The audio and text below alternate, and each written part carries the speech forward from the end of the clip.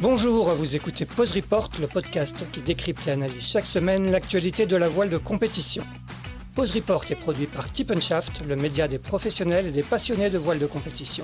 Tip & Shaft, ce sont 2 newsletters hebdomadaires en français et en anglais, des podcasts, des formations, un studio de production de contenu, une plateforme de vidéos à la demande Sailors, ainsi qu'un festival du film que vous pouvez retrouver sur tipandshaft.com. Je suis Axel Capron et je vous souhaite la bienvenue dans Pause Report. Bonjour à tous et bienvenue dans le 216e épisode de Pause Report, le podcast hebdomadaire de Tip & Shaft qui explique, décortique, décrypte et analyse l'actualité de la voile de compétition sous toutes ses coutures en compagnie des meilleurs experts. Nous sommes le lundi 9 juin, il est exactement 10h et nous allons parler aujourd'hui d'une épreuve qui tient particulièrement à cœur des figaristes, le Tour de Bretagne à la voile, dont la 15e édition se déroule du 14 au 22 juin. Nos deux invités du jour seront sur la ligne de départ. Le premier est une figure de la classe Figaro Beneteau, puisqu'il disputera en septembre prochain sa 19e solitaire du Figaro, 20 ans après la première. Il formera sur ce Tour de Bretagne un duo de choc avec Corentin Auro sur groupe réel. Il s'agit d'Alexis Loison qui est chez lui du côté de Lorient. Salut Alex. Salut à tout le monde.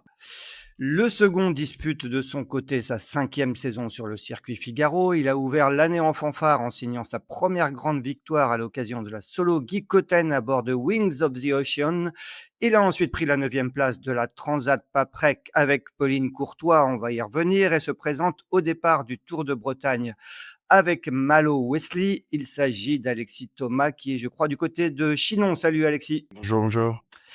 Eh bien, messieurs, avant de vous donner la parole, je vais faire mon traditionnel petit topo pour présenter l'épreuve qui nous intéresse aujourd'hui, le Tour de Bretagne à la voile, qui fête donc sa 15e édition cette année avec un format qui n'a pas vraiment changé depuis sa première en 1997, à savoir qu'il se court en double et par étapes sur un parcours qui, comme son nom l'indique, fait le tour de la Bretagne. C'est Michel Desjoyaux, associé à Marcus Hutchinson, qui a inauguré le palmarès d'une épreuve qui a sacré des grands noms de la course au large. Je cite pêle-mêle Jean Le Cam, Gilda Morvan, titré à 2 reprises, Nicolas Lunven, qui l'a emporté 3 fois, ce qui est le record à date, mais aussi Thierry Chabagny, Gilda Mahé, Charles Caudrelier, Morgan Lagravière, Fabien Delahaye, Paul Meillat, Corentin Douguet ou un certain Alexis Loison qui s'est imposé à 2 reprises en 2019 avec Fred Dutil et il y a 2 ans avec Guillaume Pirouel. Alexis qui compte 8 participations au compteur, tandis qu'Alexis Thomas, tu as de ton côté disputé les 2 dernières éditions.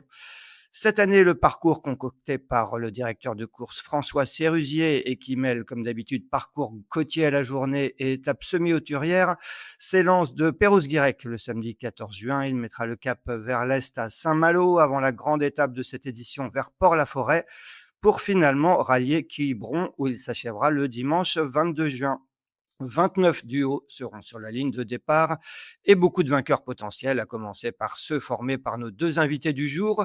Citons parmi les participants les 2 skippers massifs vainqueurs de la Transat Paprec en mai, Charlotte Yvain et Hugo Dallène, mais aussi les frères Paul et Gaston Morvan et quelques anciens de la classe qui reviennent à leurs premières amours figaristes comme Pierre Quiroga qui sera co-skipper de Thomas de Dinchin, Nicolas Troussel aux côtés de Laure Galère, Ronan Tressard qui fait équipe avec Maël Garnier, Fred Dutil avec Titouan Marillet ou Pierre Le Boucher avec Tiffaine Ragnaud. Voilà donc pour cette présentation. On va commencer par entrer directement dans le vif du sujet de ce Tour de Bretagne 2025. Je vais vous demander l'un comme l'autre quels sont un peu vos regards respectifs sur cette épreuve. Honneurs aînés, on va commencer avec toi, Alex Loison. Quel est un peu ton regard sur ce Tour de Bretagne? Comme toutes les éditions, un parcours très technique où il va falloir être très complet avec des petits parcours qui vont peut-être durer que 2 heures, des courses semi-hauturières à la journée, puis une grande course qui va normalement passer 2 nuits en mer, je crois. Donc voilà, faut être très complet, bien s'entendre avec son binôme et surtout la clé de cette régate, c'est vraiment la régularité, quoi. Faut jamais prendre de grosses bâches, comme on dit, plutôt être toujours à l'affût, pas forcément gagner des manches, mais vraiment toujours viser la bonne place. On dit souvent qu'on a l'impression que les figaristes ont un attachement particulier à cette épreuve, notamment on voit souvent les anciens qui reviennent sur cette course. Est-ce que toi, tu as aussi un attachement particulier, toi qui l'as déjà couru 8 fois, Alex? Ouais, c'est vraiment une super épreuve. C'est un peu le Paris-Roubaix, la grande classique, du circuit Figaro-Beneteau, et puis c'est vrai que c'est une course qui prépare, même si elle est en double, je pense que c'est la meilleure façon de préparer la Solitaire du Figaro, avec énormément de courses au contact, de comparaisons possibles et puis c'est vrai que de mener les bateaux en double, ça permet vraiment d'aller vraiment loin dans les réglages et c'est aussi pour ça que j'ai fait appel à Corentin. C'est déjà parce que, ben, on s'entend vraiment bien et puis je sais qu'il a un très bon niveau, notamment, sur ce bateau donc j'ai hâte qu'il m'apprenne, quelques petits, quelques petites recettes magiques. On va reparler justement après de vos skippers respectifs. Et toi, Alexis, Thomas, quel souvenir tu gardes de tes deux précédentes participations? Je crois que tu as fait là en 2021-2023. Eh bien, la première participation s'était pas passée comme prévu. Alors, c'était ma première année, de figariste, donc voilà, j'avais beaucoup à apprendre encore et j'ai fait quelques petites bêtises. Donc je faisais équipe avec, Maxime Paul, à l'époque et c'est vrai qu'on on a eu une expérience marquante puisqu'on a tapé, un gros rocher, près de la Berlac et voilà, on a cassé le bout dehors. On a dû abandonner le Tour de Bretagne. Donc un peu frustrant, c'était un peu dur, parce que, à cette époque-là, du coup, niveau budget, ça fait mal quand on a une avarie. Donc, 1re expérience un peu dure. Deuxième expérience, je sais plus combien j'ai fini, je crois que de mémoire, je crois qu'on doit finir dans les 10e, quelque chose comme ça. Je faisais équipe avec Swan Alewski. Swan, c'est mon équipier de toujours en 420, en 470. Donc c'est avec lui on a pu briller, à l'international. On a eu tous nos titres internationaux. Donc je pense que pour compléter un peu ce que dit Alex, c'est important sur ce Tour de Bretagne qui est très intense. C'est des courses assez courtes, donc ça se rapproche vachement d'un format olympique. Donc je pense que de faire équipe avec, quelqu'un que tu connais bien, c'est vraiment un plus. Et sur le coup avec Swan, on s'était très, très, très bien entendu. Donc je pense que c'est important de privilégier aussi l'entente à bord d'un bateau. Et puis pour compléter également ce qu'il disait, oui, c'est vrai que c'est une course où il faut être hyper régulier et contrairement à une étape de la Figaro où on a toujours moyen de revenir, là, je dis pas qu'on n'a jamais moyen de revenir, mais en tout cas, c'est quand même plus compliqué parce que la flotte est quand même assez dense, et puis, un mauvais départ en général, c'est compliqué de revenir parce que sur des parcours de 2 heures, ça peut vite être, un peu compliqué, quoi. Donc sur la grande course, pourquoi pas, sur toutes les autres courses aussi, mais en tout cas, c'est quand même vachement plus dur, quoi. Tu parlais on va faire un petit aparté, Alexis, tu parlais de 420, 470. Est-ce que tu peux nous raconter à nos auditeurs, je crois que toi, tu es originaire, du moins, je crois que tu es originaire de La Rochelle, en tout cas, tu vis à La Rochelle. Mais comment tu es arrivé, toi, au Figaro? Le Figaro, c'est un rêve de gosse depuis toujours parce que j'ai la chance d'avoir été inspiré par la famille Levaillant. On est voisins à La Rochelle et D'accord. voilà, on a une certaine proximité avec cette famille. Donc Isabelle Levaillant était un peu notre nounou quand on était petit. Et je regardais, Jean-Baptiste, avec des yeux admiratifs, j'allais traîner à la voilerie, voilà donc c'était vraiment des modèles pour moi cette famille et du coup, c'est vrai que j'ai toujours été inspiré par la Solitaire du Figaro et puis l'année où effectivement, Arthur a fait la Solitaire, ça m'a vraiment donné envie, d'y aller et puis forcément en venant de l'olympisme, bah, voilà, la monotypie, un peu dans l'âme et puis, vu que la Solitaire du Figaro est vraiment la seule course où on se bat vraiment à armes égales et bah, c'était tout naturel pour moi d'aller, vers cette discipline. On rappelle que Jean-Baptiste Levaillant, qui est donc le père d'Arthur, est une vraie légende, hein, de la voile. En plus d'être un maître voilier reconnu, il a navigué avec les plus grands et notamment avec Loïc Perron. Alex, de ton côté, tu es tenant du titre, comme je le disais. Tu as gagné il y a 2 ans avec Guillaume Pirouel. Tu avais gagné en 2019 avec Fred Dutil. Qu'est-ce que tu gardes de ces victoires? Est-ce que c'est des souvenirs marquants pour toi? Ah ouais, c'est des souvenirs très marquants, surtout que les 2 fois où je me suis imposé, c'était, avec, des gens avec qui je m'entends très bien et envers qui j'ai énormément de respect, par leur niveau et tout ce qu'ils m'ont apporté et j'ai des super souvenirs, bah, voilà, qu'à chaque fois ça s'était vraiment hyper bien passé, mais aussi que ça s'est à chaque fois joué, sur le dernier bord de la dernière manche donc c'est dire, l'intensité de cette régate, personne ne lâche rien et c'est vraiment, ouais, je crois qu'avec Fred, on a failli, perdre le Tour de Bretagne dans le dernier demi-mille avant la ligne d'arrivée donc Moment très stressant, mais qui s'était heureusement bien terminé, surtout que Fred courait, après cette victoire depuis un petit moment aussi. Et avec Guillaume, ouais, pareil, ça se joue, sur un placement, dans la dernière remontée au vent, donc voilà. Et puis oui, c'est vraiment une course où, voilà, j'ai croisé Nicolas Troussel hier, sur les pontons, je voyais bien qu'il avait énormément d'envie de revenir sur cette épreuve et qui, pareil, on ressortait les souvenirs de l'époque, on a vraiment hâte, d'en découdre. Ouais, tu soulignais l'importance de la régularité, il faut pas se prendre de grosses bâches. Est-ce que ça veut dire que peut-être plus encore c'est une course au point, hein, on rappelle, c'est pas une course au temps. Est-ce que, peut-être plus que sur la solitaire, par exemple, il faut éviter la prise de risque? C'est plus une course de gagne petit, comme on vous apprend beaucoup au Figaro ou on peut aller tirer de temps en temps dans les coins? Est-ce que c'est risqué d'aller tirer dans les coins? Bah, je pense qu'il faut quand même, dans tous les cas, se fier à son instinct, mais effectivement, toujours surveiller, un peu peut-être un peu plus la flotte que sur une Solitaire du Figaro où on pourrait être tenté de faire un gros coup. En 2019, on avait gagné aucune manche avec Fred, mais par contre, on avait vraiment toujours été dans les 10 premiers, et puis avec un gros souvent, dans les, entre 2 et 4 quoi, mais on n'avait pas gagné de manche et je crois qu'avec Guillaume, on a gagné qu'une seule manche sur tout le championnat. Donc voilà, ça prouve bien qu'il faut vraiment être, régulier jusqu'au bout et oui, comme tu le rappelles, c'est une course au point donc vaut mieux faire, deux manches de 5 que, gagner une manche et faire, 15e à celle d'après, quoi. Alexis, que t'inspire le parcours cette année? Il y a donc, une première étape, en dehors des côtiers, hein, bien sûr, il y a une première étape qui va à Saint-Malo assez courte.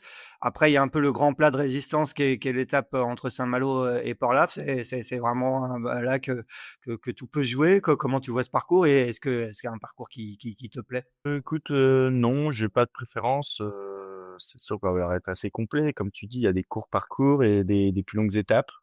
Non, vraiment, j'ai pas de préférence. J'ai pas de préférence, on peut avoir, enfin, globalement, on est quand même le long de des côtes, donc il va y avoir des effets de site, il va y avoir, des passages à niveau avec les zones avec du courant, du rascaillou. Non, non, non, j'ai juste hâte parce que c'est un super entraînement, je trouve ça faisait longtemps, je trouve qu'on a, en Figaro, sur le circuit Figaro, qu'on n'avait pas fait des étapes de rascaillou et là, j'ai l'impression, enfin, en tout cas, j'espère qu'on va avoir un peu de rascaillou, ça va être sympa. Ouais, d'autant que j'ai regardé, quand on regarde le parcours de la solitaire du Figaro, on en parlera après, mais en fait, ça ressemble beaucoup au départ, à la première partie de la 2e étape de la solitaire du Figaro. Oui, oui, oui, oui, oui, c'est sûr, ouais, ça ressemble vachement, donc ça va être un bon entraînement. Non, voilà, j'ai juste hâte, hein, ça va être cool. Ouais, toi, tu navigues avec, Malo Wesley. Est-ce que tu peux nous faire les présentations et pourquoi ce choix? Alors Malo, c'est a commencé le Figaro, du coup, il y a 2 ans. Il a fait 2 saisons. Il a pas fait de solitaire du Figaro, mais il s'est entraîné avec nous à La Rochelle pendant 2 saisons et c'est quelqu'un qui est assez talentueux. Il a des bonnes sensations, et j'en parlais tout à l'heure, je pense que c'est important effectivement de bien s'entendre avec son binôme. Nous, on s'entend vachement bien et puis on vient tous les 2 de l'olympisme. Du coup, voilà, je me suis dit, ça peut être un binôme, assez intéressant pour faire quelque chose de bien sur la sur le Tour de Bretagne. Toi, Alex Loison, tu as donc choisi, de t'associer avec, Corentin Auro. Qu'est-ce que qui on rappelle a gagné la solitaire du Figaro, en 2023 et a fait pas mal de saisons sur le circuit. Qu'est-ce que tu attends de lui en particulier sur cette édition? Ah ben, ouais, comme je disais tout à l'heure, bah, déjà mais ça, j'en suis convaincu, on va vraiment bien s'entendre. C'est la clé numéro un pour réussir un Tour de Bretagne et on est vraiment, de très bons amis depuis plus de 10 ans, hein, depuis qu'il a commencé le Figaro et je crois que j'étais arrivé la même année que lui, au pôle Finistère course au large, où on s'entraîne et c'est vraiment par contre, oui, qui soit un peu, pour le coup, mon conseiller, avant la grande échéance de la Solitaire du Figaro-Paprec, en septembre mais oui, oui, l'idée est de tout donner sur cette épreuve, il avait fait second, il y a 2 ans et on s'était bien bagarré tout du long et il a une petite, lui, il a vraiment envie de le gagner sur Bretagne, ça manque à son palmarès donc je le sais, très revanchard. On sait que vos saisons sont bien chargées, hein, celles de vos co-skippers, aussi, qui sont parfois aussi engagés sur d'autres projets. Est-ce que Alex Loison, on va continuer avec toi. Est-ce que vous avez le temps de préparer spécifiquement cette épreuve? Comment on prépare un Tour de Bretagne? Est-ce que tu as eu le temps de naviguer un petit peu, avec Corentin? Mais à vrai dire, on a navigué, une seule fois et c'était hier après-midi. D'accord. Parce que oui, comme tu disais, bah, il est très pris, moi aussi avec la voilerie aussi. Puis c'est vrai que j'avais besoin d'un break, après la solo Geek-Oten, parce que j'avais pas mal enchaîné entre Sydney Hobart, l'Air 600 et tout. Donc en fait, j'avais remis mon Figaro, sur son berre à Port-la-Forêt et je l'ai remis à l'eau que jeudi dernier mais voilà, écoute, on est allé s'entraîner hier. En plus, j'avais des voiles neuves, donc on est allé aussi voir les voiles neuves et on est rentré assez serein, sur le fait que, ben, ça se passait vraiment bien sur le bateau et qu'on allait y aller, avec la fraîcheur, qu'on aime tous les 2 avoir et on n'est pas inquiet là-dessus, c'était vraiment impressionnant de fluidité, notre nav hier, quoi, donc ouais, on a bien par contre, on a bien réfléchi à comment organiser les postes, qui fera quoi à bord. Voilà donc là-dessus, on a essayé vraiment d'anticiper le plus possible. Et alors, qui fera quoi? Et alors je vais barrer, lui, fera tout ce qui est, nav et stratégie, réglage et de toute façon sur les grandes épreuves, comme la grande course ou peut-être même sur un grand côtier, on n'hésitera pas à switcher, Je pense qu'on est un peu capable de faire tout à bord donc ce sera assez facile, je pense, de permuter pour toujours, pousser le bateau au maximum. Et du côté de Wings of the Ocean, comment on a préparé ce tour de Bretagne? Écoute, c'est un peu comme Alex, peu de temps, nous surtout, on a eu la transat Paprec, juste avant, Ouais. donc priorité au chantier de remise en état du bateau. Donc la semaine dernière, je suis monté, lundi pour décharger le bateau, du cargo, et puis on a travaillé toute la semaine sur le bateau avec mon préparateur. Donc pas de possibilité de s'entraîner. Et puis, de son côté, Malo, lui, travaille, sur Bordeaux. Donc voilà, compliqué de le libérer. On va faire le convoyage. Là, je rentre ce soir, du coup, sur Brest et puis convoyage, direction Perros-Guirec. Donc on va pouvoir s'entraîner un petit peu à ce moment-là et pour autant, on se connaît quand même suffisamment bien. On a fait 2 saisons ensemble à La Rochelle. Donc voilà, je pense qu'il y a pas trop, on a déjà navigué ensemble sur son bateau, sur mon bateau, donc je sais déjà à peu près comment on va s'organiser. Voilà, donc je pense que c'est surtout moi qui vais barrer.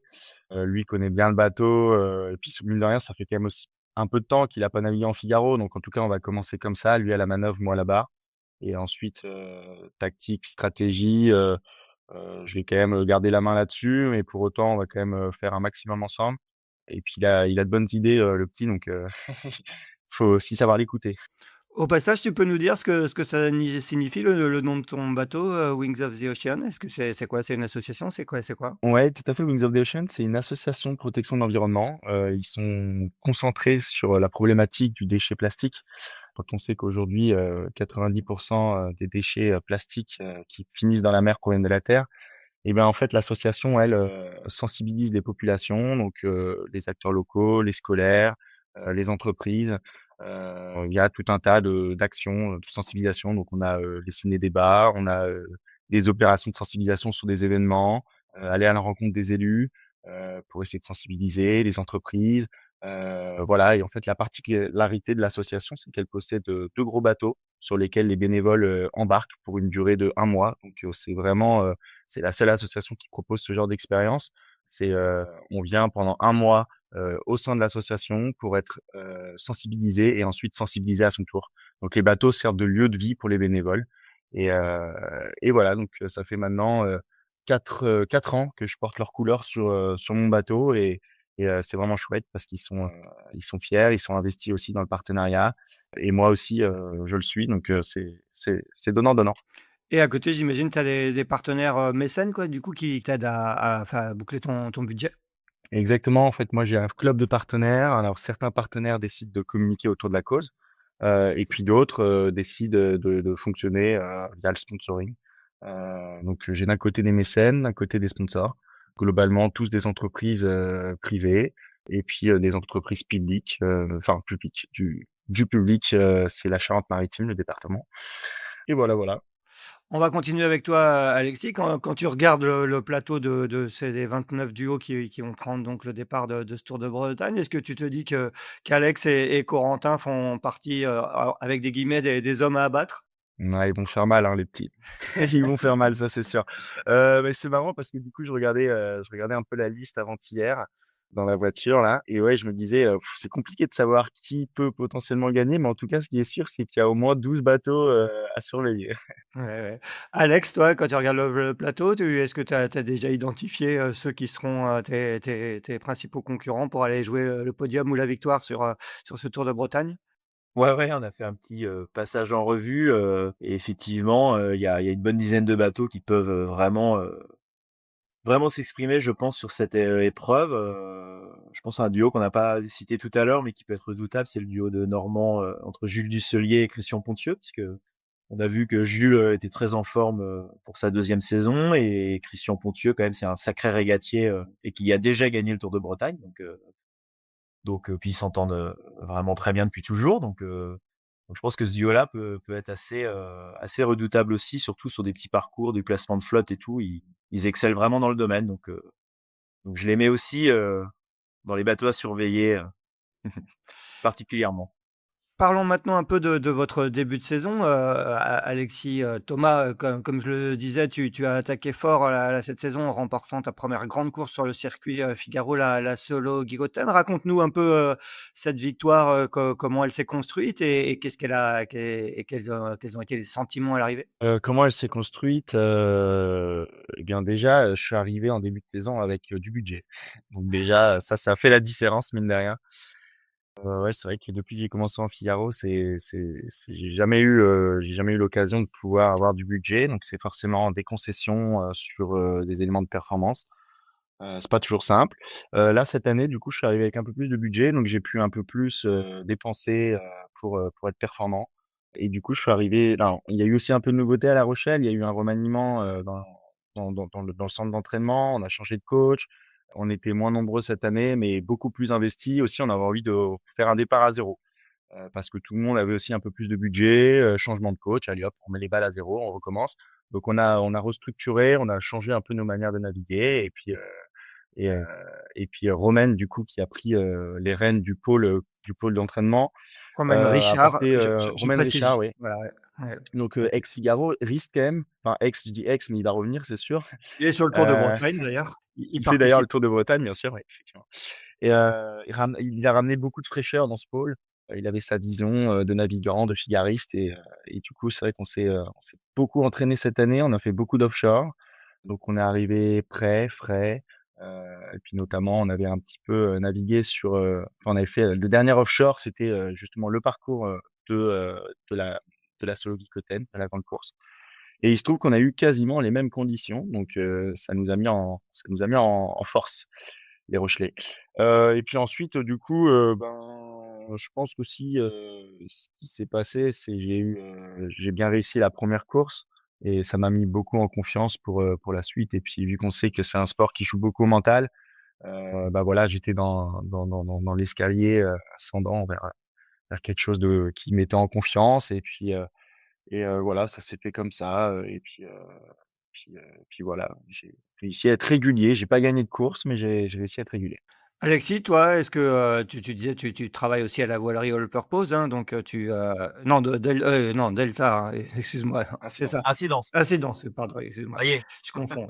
Est-ce que tu as c'est difficile pour toi de concilier, bah, ton métier de voilier et ton métier de marin? Tu arrives à faire les 2? Est-ce que tu as le temps de t'entraîner? Raconte-moi un petit peu. Bah, c'est sûr que c'est pas évident. Après, j'ai vraiment la chance que justement le groupe Incidence nous soutient vraiment, énormément dans mes projets sportifs et notamment mon projet Figaro.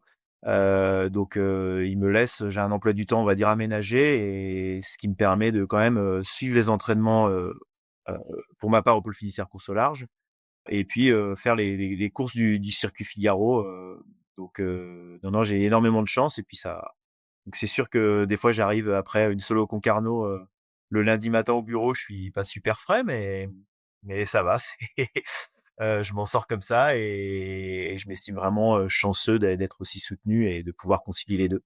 Donc et puis c'est un milieu où dans la voilerie j'apprends énormément et où je peux aussi de mon côté faire, progresser nos voiles, avec des retours que je fais aux dessinateurs, aux équipes, du plancher qui s'occupent, voilà, d'assembler les voiles, de faire des finitions et tout, on essaie vraiment de s'investir énormément dans cette classe Figaro. Donc c'est vrai que c'est un peu un partenariat donnant-donnant au final et c'est assez passionnant. Tu as terminé, 4e de la Solo Guicoten. À côté de ça, tu navigues aussi beaucoup sur les courses du Rorc. Ça a encore été le cas là depuis le début de la saison? Raconte-nous un peu.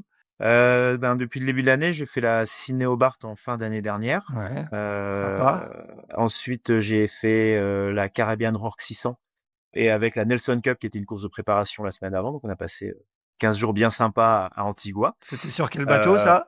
sur un bateau qui s'appelle Albator, Ouais. qui est un proto, de 43 pieds IRC avec, une super équipe, où j'ai vraiment énormément de plaisir à naviguer sur ce bateau et avec cet équipage.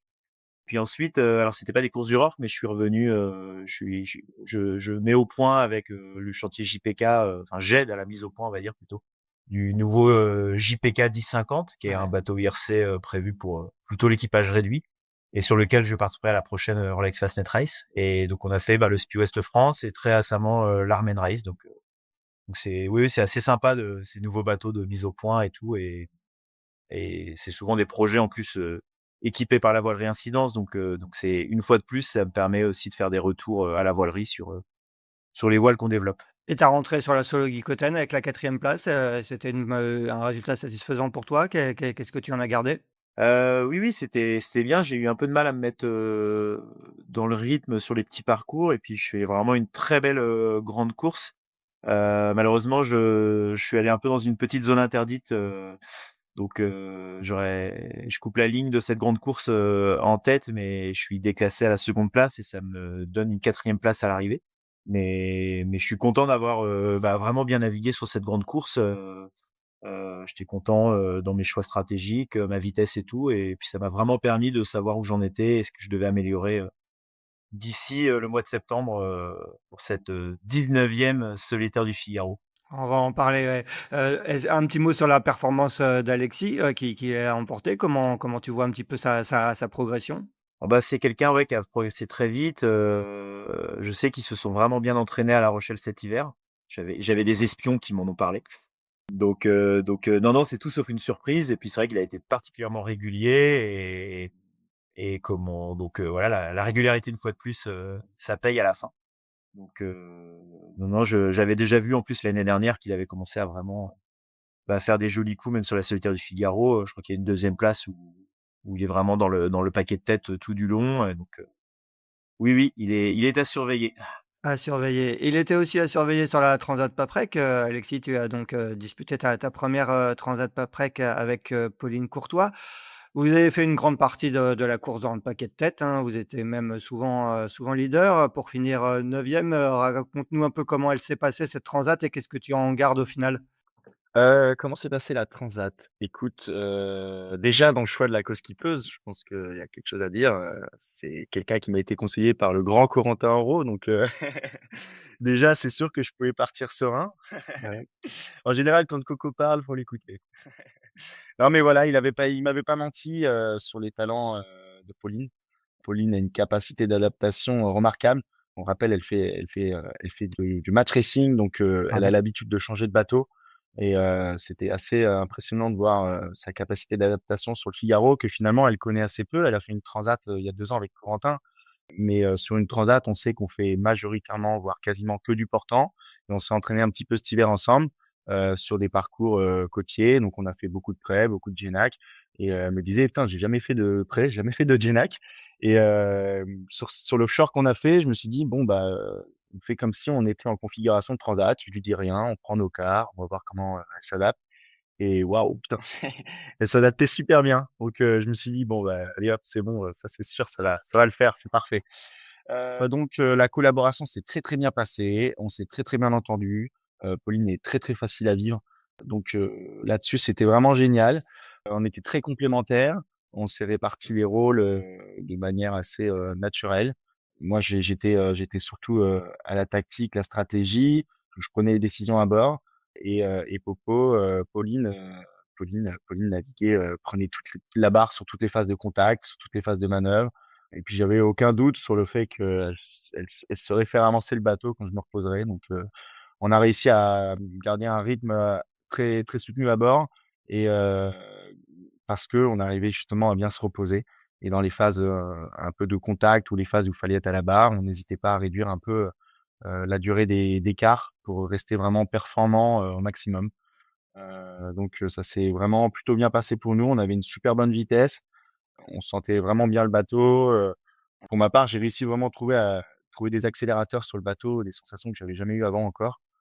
Le portant, ça a jamais été un fort pour moi et là, je pense que du coup, j'ai débloqué quelques pistes intéressantes et puis bon, voilà, effectivement, comme tu dis, on a mené, la danse, pendant je crois 11 jours et à l'arrivée du coup, à l'approche des Antilles, on s'est fait, prendre, bon, on le savait depuis le début, hein, on voyait bien qu'on allait devoir passer dans cette zone sans vent. C'était inévitable. Donc c'était un peu dur forcément de voir tout le monde qui revenait sur nous, pour autant c'est la course et voilà, je pense qu'on a fait 2 erreurs, à ce moment-là, quelques petites erreurs dans les placements, au niveau des grains. Il y avait des grains à l'approche, des Antilles. On se déplaçait pas suffisamment vite pour pouvoir les anticiper et bien se positionner, donc malheureusement, on subissait pas mal.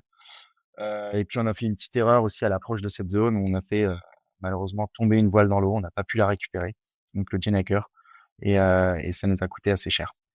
Ouais, ouais. Donc j'imagine qu'il y avait un peu de frustration à l'arrivée, mais en même temps, comme tu disais, j'ai l'impression, que tu as trouvé un petit truc en vitesse, cette année sur, tu le disais, au portant en particulier? Oui, oui, oui, j'ai trouvé des oui, oui, c'est sûr, tu veux que je te dise ou? Bah, tu te Non, non, raconte-nous. non, mais je vais voilà, enfin, c'est de toute façon, le Figaro, c'est des heures et des heures de pratique avant de pouvoir, avoir ses propres sensations.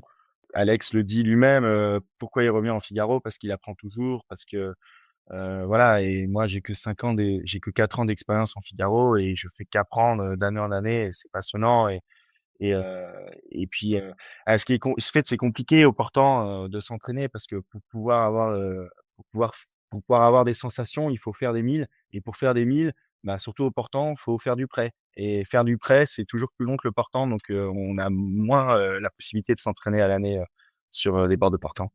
Ouais, ouais. Alex, toi, est-ce que comme, vient de le raconter Alexis, tu as eu parfois dans ton parcours de figariste des petits déclics, des moments où tu découvrais des choses qui te permettaient de franchir un cap? Est-ce que c'est comme ça qu'on fonctionne en Figaro? Il y a des petits trucs qui d'un coup, on dit: «Tiens, tout d'un coup, j'ai trouvé un truc au prêt ou au portant et j'arrive à garder ça», quoi. Comment ça s'est passé pour toi? Ouais, ouais, ben, c'est exactement ça, c'est faut en bouffer. Ça vient pas tout seul, c'est une sorte de sensation, faut savoir s'écouter, écouter son bateau, pas hésiter à essayer des choses. Je pense que des fois, on est un peu trop prudent, sur le fait d'essayer, des formes de voile, des choses comme ça. Mais oui, oui, c'est aussi des conseils, qu'il faut laisser traîner ses oreilles dans les briefings, les débriefings, bien regarder les photos des autres bateaux. Moi, je sais qu'après, chaque solitaire, je passe en revue toutes les photos de la flotte et je regarde. Des fois, c'est voilà, un petit détail, quelque chose et tout et c'est pareil, des fois dans les débriefings, il y en a qui disent pas grand chose et puis je me rappelle toujours que un jour, je suis allé boire un café avec Yann Helguès, à la Une, qui est le petit, Ouais. restaurant, à côté du pôle Finistère et c'est là, ouvertement, il m'a dit comment il réglait son Solent et je me suis mis à aller vite, ce Solent, ce jour-là après avoir bu un café et chose qu'il aurait jamais révélé au pôle Finistère course au large, en tout cas pas à l'époque et donc c'est plein de choses comme ça et puis oui, il faut essayer et moi j'ai eu un bon déclic aussi, c'est, bah, l'année où j'ai collaboré, la première année, le Figaro 3 où j'ai vraiment fait toute la saison en double avec, Frédéric Duthil, qui est vraiment, un monstre du réglage, et de la sensation. Il est pas du tout ordinateur, à analyser des datas, c'est vraiment il essaye sur l'eau et là, j'ai vraiment vu une façon de fonctionner différente ou que j'essaye souvent de retransmettre, c'est-à-dire voilà, tester les choses, quand il y a quelque chose qui va pas, on laisse pas faire, on teste autre chose, on essaie vraiment de regarder la voile et on finit souvent par trouver, quoi. Ouais, ouais. Et ça, j'essaie vraiment de le mettre, en application tout le temps. Aujourd'hui, tu fais, sans te faire injure, de figure de vétéran sur le circuit avec tes 18 solitaires, hein, ce qui est, devenu très rare, hein. Aujourd'hui, c'était un peu plus, fréquent dans les années, 2000 de voir des marins qui faisaient, 5, 10, 15, 20 solitaires jusqu'à 28, je crois, le record de Jean-Paul Mourin. Je ne sais pas si tu iras jusque-là, mais comment tu vois un petit peu l'évolution de ce circuit? Est-ce qu'il a beaucoup changé par rapport à tes débuts, hein? On rappelle que ta première solitaire, c'était en 2005. C'est en 2006, je crois, ma En première solitaire, 2006. Ah mais bon. mais oui, oui, Il a évolué, c'est vrai que, on va dire que la moyenne d'âge, s'est un peu, rajeunie. Ouais. Après par contre, il y a un truc qui change vraiment pas, c'est l'intensité et le niveau qu'on rencontre sur l'eau, parce que sa formule est magique, hein, on a tous strictement les mêmes bateaux et donc, dans tous les cas, les écarts, sont infimes, on va pas aller, le double de vitesse qu'un autre bateau et puis il y aura pas des allures où de toute façon on ira beaucoup plus vite que les autres parce que ça reste quand même des bateaux, strictement identiques et je trouve même en Figaro 3, que ça c'est vraiment, on voit que les jeunes apprennent très vite et qu'au bout de voilà, quelqu'un qui est à sa, 2e saison, peut tout à fait prétendre gagner des épreuves sur l'eau et et donc ça, c'est vraiment quelque chose pour le coup qui n'a pas changé et c'est aussi pour ça que je reste dans cette classe, c'est que, je trouve que le niveau il est toujours, tel et que les places sont toujours aussi chères donc non, non, je trouve vraiment que la formule elle est complètement incroyable et qu'elle fait envie dans le monde entier et que ça reste, et ça restera à jamais, tant qu'on ne changera pas cette formule, la meilleure école, le meilleur tremplin possible, pour faire carrière en course au large. Ouais, tu parles de petits jeunes qui perfent rapidement. On l'a vu cette année, hein, avec Tom Goron qui fait, je crois qu'il vient de fêter ses 19 ans. Il fait deuxième derrière toi, Alexis, sur la solo Guicoten. Il remporte la solo Maître Coq. Alexis, quand t'es pas, t'es encore jeune, t'as une trentaine d'années, Alexis, c'est ça? Je viens d'avoir 29 ans. Ah oui, voilà, tu vois? Donc même pas encore, même pas 30 ans. Quand tu vois arriver un petit jeune entre guillemets de 19 ans qui claque de si bons résultats, ça te surprend? Comment tu vois arriver cette, parce qu'il y a des tout jeunes, hein, sur la Transat Paprec, il y avait pas mal de marins qui avaient, 20 ans ou même pas 20 ans. Écoute, non, moi je trouve ça génial, de remettre un petit coup de jeunesse, dans cette classe. Quelqu'un comme Tom, ça m'étonne à moitié, il a un chouette palmarès en voile légère et j'avais Ouais. vraiment aucun doute qu'il ferait mal sur la classe Figaro. Moi je trouve ça vraiment chouette, qu'il y ait un nouveau coup de jeunesse, on en a besoin, on en a besoin et puis en fait, je pense que beaucoup voyaient, le circuit Figaro comme quelque chose, une classe élitiste. Ça faisait peur, voilà le slogan «La course des légendes», ça fait peur quand même. Et tous les vieux briscards, tout ça, voilà, les se frotter contre eux, c'est à la fois excitant, mais à la fois, faut poser un peu son ego de côté parce que tu sais que tu vas prendre des bâches donc moi, le premier, avant d'arriver en Figaro, je me suis dit, voilà, j'en ai envie, ça fait un moment que j'en avais envie. Pour autant, je me suis dit: «Il faut quand même vraiment que je sois disponible, faut que je sois disponible, que je puisse mettre l'investissement, nécessaire pour pas me faire ridiculiser tout simplement». Parce que c'est aussi là qu'on joue nos carrières, hein. Donc heu, donc voilà, donc là, je trouve ça vraiment chouette qu'il y ait comme ça du renouveau, on voit, la classe mini est quand même pas mal saturée, donc je pense que ça amène aussi pas mal de monde. Il y a eu un gros boulot qui a été fait au sein de la classe pour redynamiser, pour revoir un peu, les calendriers, les épreuves. Ils ont la classe Figaro, du coup, a ajouté des nouvelles courses de l'académie pour donner envie à des jeunes, de venir se frotter contre les meilleurs, sans faire une saison entière. Maintenant, la Transat Paprec a une épreuve, pour pouvoir attirer aussi les jeunes sur une étape. Non, donc je trouve que le travail est vraiment formidable et puis je trouve ça vraiment chouette, de s'entraîner avec des petits jeunes qui nous apprennent beaucoup, qui nous donnent du fil à retordre, et ouais, ouais, c'est vrai qu'il y a quelques talentueux jeunes, sur le circuit cette année, ouais. Toi, c'est ta 5e saison. Est-ce que tu te vois rester aussi longtemps qu'Alexis? Tant que j'apprends, je pense que c'est important de rester parce que je pense qu'on ne peut pas plus apprendre qu'en Figaro. Une fois qu'on passe sur d'autres bateaux, c'est différent, on n'apprend plus les mêmes choses, c'est des compromis, voilà, on doit faire face aux aléas techniques, les avaries, tout ça, donc on a des périodes d'immobilisation du bateau. On pourra jamais s'entraîner plus qu'en Figaro sur d'autres séries et ça, c'est vraiment une force et du coup, je pense que c'est vraiment là qu'on apprend, hein. Tu vois, on disait, faut faire des 1000 pour pouvoir apprendre et bah, ouais, bah, en Figaro, au moins, on fait des 1000 quoi. Donc je pense que c'est important de pas brûler les étapes. Voilà, je suis un jeune oiseau avec, des petites ailes, je veux pas me les brûler j'ai beaucoup à apprendre en Figaro. J'ai forcément des envies de Route du Rhum, des envies de Vendée Globe. Pour autant, j'irai pas, si j'ai pas, les moyens, et j'irai pas si, j'ai pas, toutes les connaissances. Donc voilà, j'aimerais faire la Route du Rhum en 2026. Pour autant, si j'ai pas le budget pour passer en classe 40, c'est pas grave. En Figaro, je suis très, très bien.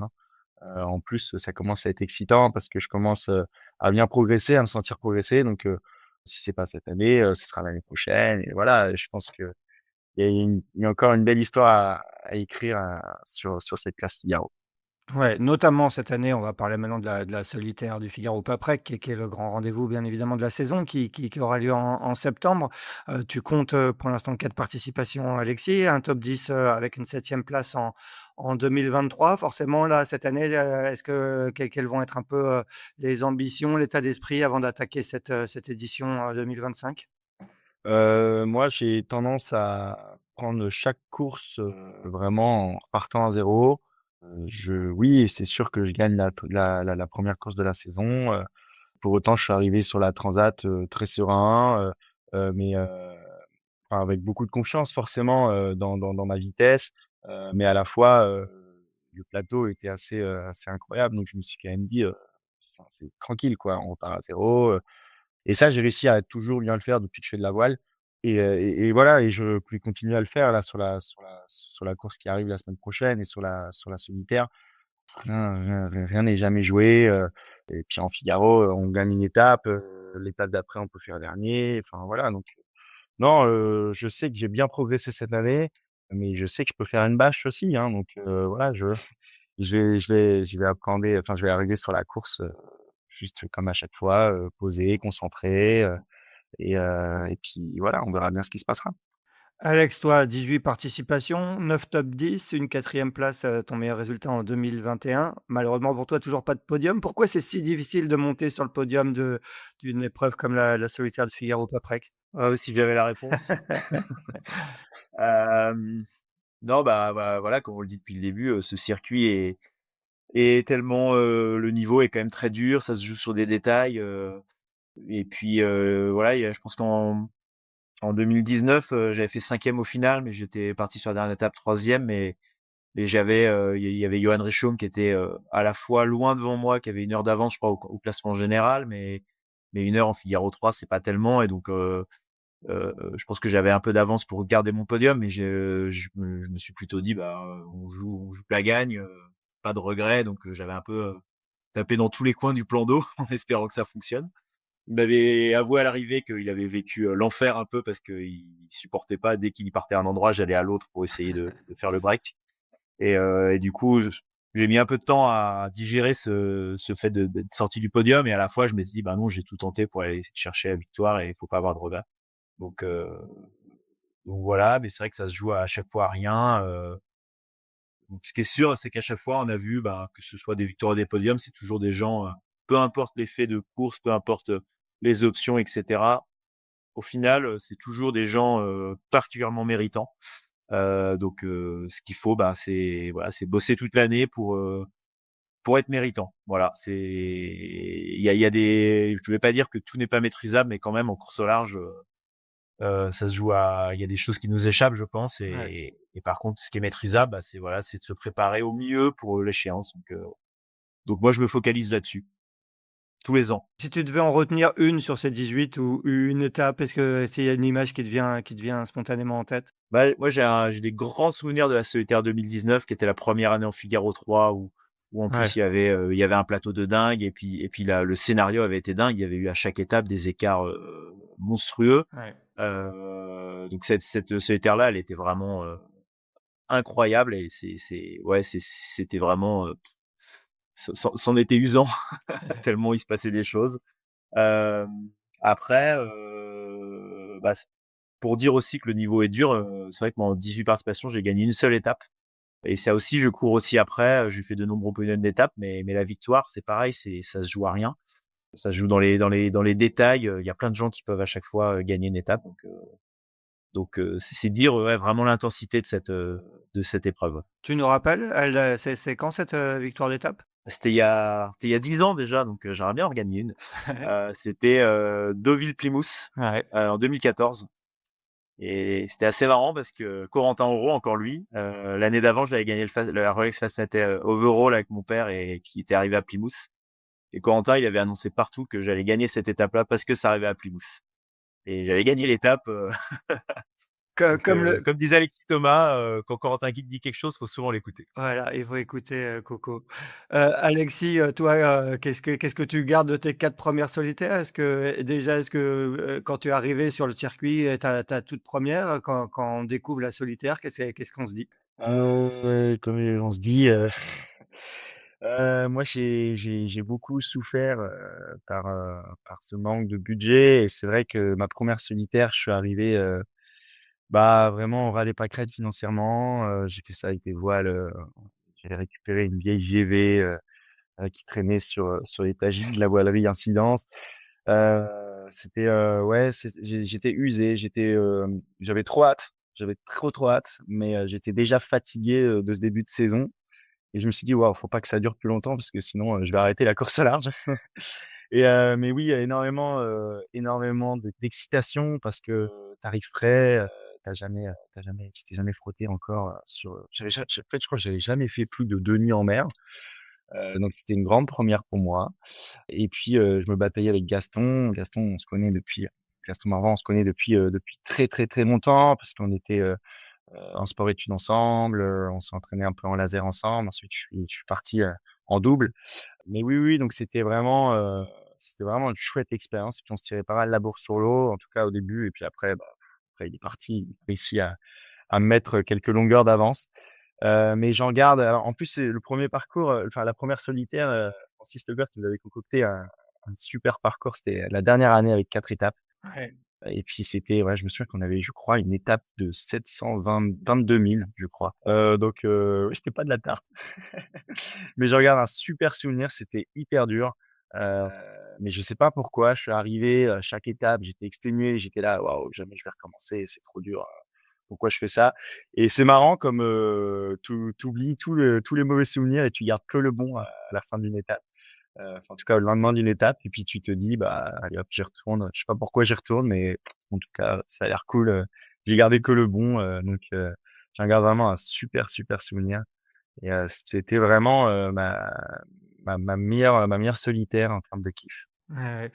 Alex, est-ce que, au bout de 18 solitaires, on tente de nouvelles choses à chaque fois? Ou est-ce que, par exemple, là, pour se préparer sur cette édition, tu vas faire des choses un peu différentes ou on garde toujours un petit peu les mêmes routines? Voilà, j'essaye, je me dis quand même que ça fait quelques saisons que je suis pas loin et surtout je me sens épanoui dans ma façon de me préparer. Donc j'ai pas changé grand chose, à ma préparation. Par contre, voilà, naviguer avec, des nouvelles personnes, des profiter du regard extérieur des autres. Ça, je trouve quand même que souvent naviguer avec d'autres personnes, on apprend beaucoup. Donc j'ai fait attention cet hiver, voilà, à naviguer pas mal avec Luis Béréard, qui, on le sait tous, fait aller très vite un Figaro 3, donc c'était intéressant. Et puis, non, voilà, j'ai pas changé grand chose, à ma préparation, au contraire, plutôt, gagner en stabilité et aller plus loin dans les détails que de me dire que je fais ça mal et qu'il faut recommencer à zéro. Ouais. Non, non, on va dire, je vais plus loin dans les détails. Un petit mot, on va continuer avec toi, Alex, le parcours de cette édition, donc 3 grandes étapes, hein, maintenant, comme tu disais, Alexis, depuis, maintenant je crois 4 éditions, c'est un format à peu près similaire de 3 grandes étapes d'environ 600 000, et tu peux nous le présenter ce parcours, Alex? Ouais, donc un départ de Bautzen avec, un départ de Rouen, devant Le Havre, mais voilà, de Rouen pour aller, à Roscoff au terme de la première étape juste avant, en allant contourner le Fastnet. Quand même. Donc déjà, et puis, peu de bouées, sur le parcours parce que je crois qu'en fait, la seule marque de parcours, ça va être le Fastnet. Donc ben, un début de course en manche, qu'on sait, très piégeuse et puis, avec, des choix d'options qui peuvent être dès le début, radicaux. Est-ce qu'il faut aller, Côte-Sud anglaise? Est-ce qu'il faut rester le long du Cotentin? Et cetera. Puis après, bah, il y a un aller-retour en mer Celtique où les conditions peuvent être, changeantes et voire, musclées. Et pour une approche, bah, en Bretagne Nord, à Roscoff, où on sait qu'on peut y passer du temps. J'ai fait la mauvaise expérience de rester 15 heures, devant, la ligne d'arrivée de Roscoff, il y a 2 ans. Donc cette étape, qui doit être la plus longue des 3 de cette édition, bah, ça commence très fort avec, énormément de pièges voilà, il va falloir être très, très vigilant à cette première étape. Ensuite, une deuxième étape, Roscoff, Vigo, Ouais. en passant par les Birs Vido, donc une sorte de Tour de Bretagne, c'est bien, on va s'entraîner là dans la semaine prochaine. Une sorte de Tour de Bretagne, pour commencer avec, bah, énormément de courants et cetera et pour après, une traversée du golfe de Gascogne, qui on le sait est très, ouverte parce que le plan d'eau est très grand, selon les conditions avec une approche de dépression, une dorsale à traverser, ça peut créer de gros écarts et avec une approche de Vigo, qui est toujours, piégeuse, on passe par le cap Finistère, donc le vent peut être très fort, pas casser de matériel et l'arrivée sur les côtes espagnoles aussi, on l'a vu par des anciennes, Ceuta del Figaro peut vraiment, créer de gros écarts, une fois de plus et enfin une, 3e étape, Vigo, Saint-Valahougue dans le Cotentin, Ouais. en Chez toi. direct, parce que c'est déjà voilà, chez pas loin de chez moi et donc route directe parce que c'est déjà bien assez long comme ça. Ouais. Et donc avec un enchaînement, bah, donc Cap Finistère au retour, golfe de Gascogne et Manche, zigzaguer dans les îles romandes et puis surtout un final, qui peut vraiment, changer le classement général parce qu'on le rappelle, la Soutien le Figaro pas près que c'est en temps, avec un enchaînement, ben, Raz-Blanchard et Rad-Barfleur, pour contourner toute la presqu'île du Cotentin, qui, bah, voilà, c'est les plus forts courants d'Europe qui sont là. Heu, donc le timing, va être vraiment hyper important parce qu'il peut y avoir de très, très gros passages à niveau et tout ça, en fin de 3e étape de fin de solitaire de Figaro, histoire de qu'on en ait, perdu quelques neurones en route. Ouais. Donc moi, j'ai quand même l'impression que cette solitaire peut se jouer, bah, dans la dernière dizaine de milles de cette épreuve donc faudra rien lâcher jusqu'au bout et parce que voilà, faudra vraiment être placé, jusqu'à la fin. Alexis, il te plaît ce parcours? Ouais. Ouais, je suis vraiment d'accord avec Alex. C'est vrai que la fin de cette dernière étape, c'est à méditer. On va avoir du fil à retordre et c'est vrai que tout peut se jouer là.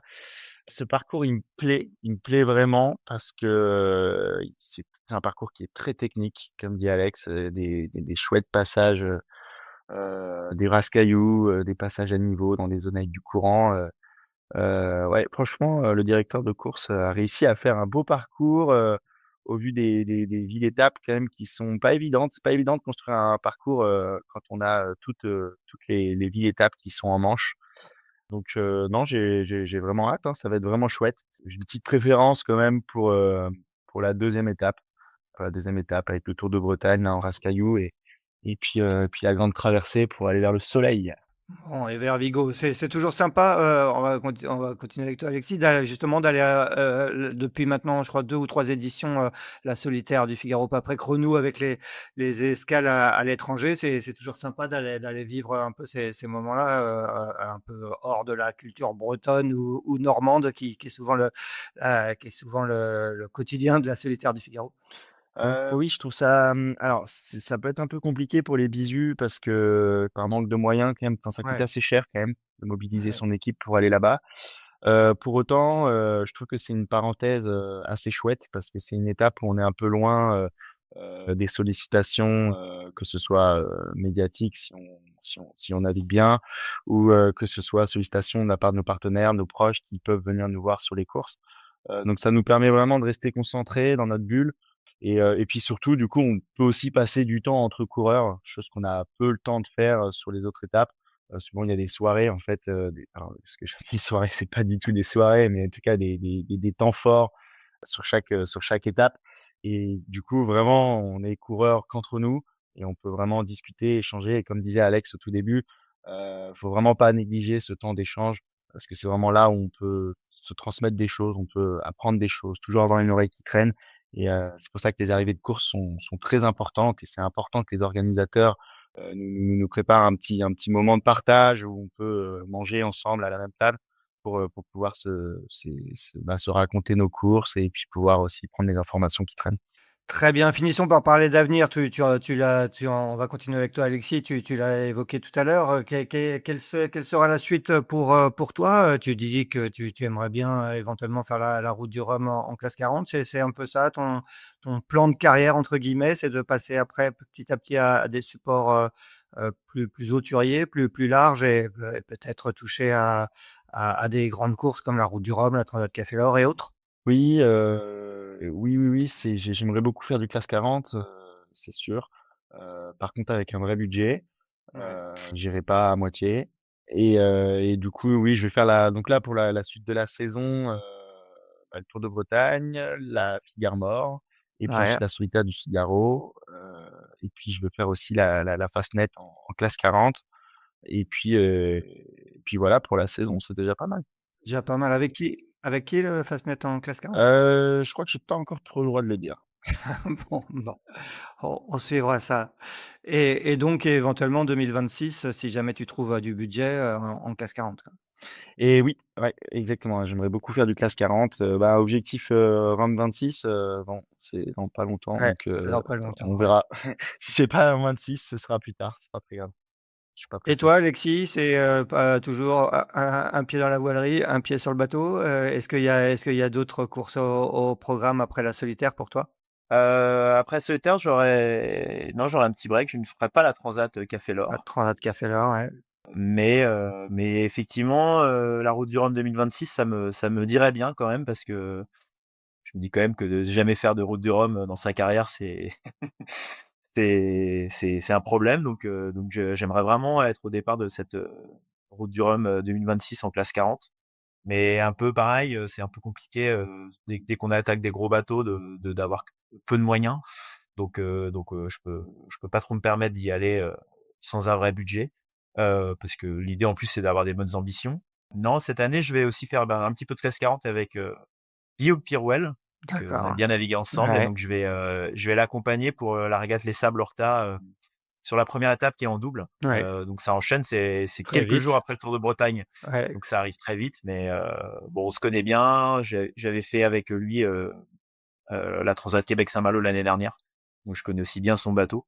Et puis on a fait quelques sorties aussi d'entraînement au printemps. Donc non, non, vraiment, vraiment hâte de renaviguer avec lui et sur ce joli CAS 40. Et voilà, comme ça me donnera des idées pour la suite. Mais sinon, non, non, pas trop d'idées.